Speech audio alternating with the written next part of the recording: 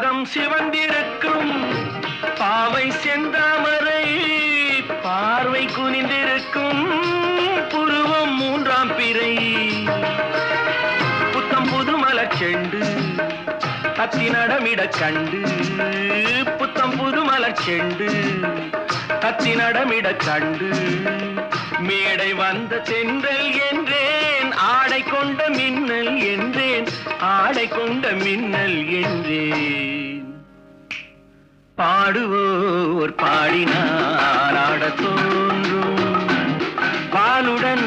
தேன்கனி சேர வேண்டும் கலைகளை தெய்வமாய் காண வேண்டும் கண்ணினி இன்னும் ஏன் நாண வேண்டும் பாடுவோர் பாடினார்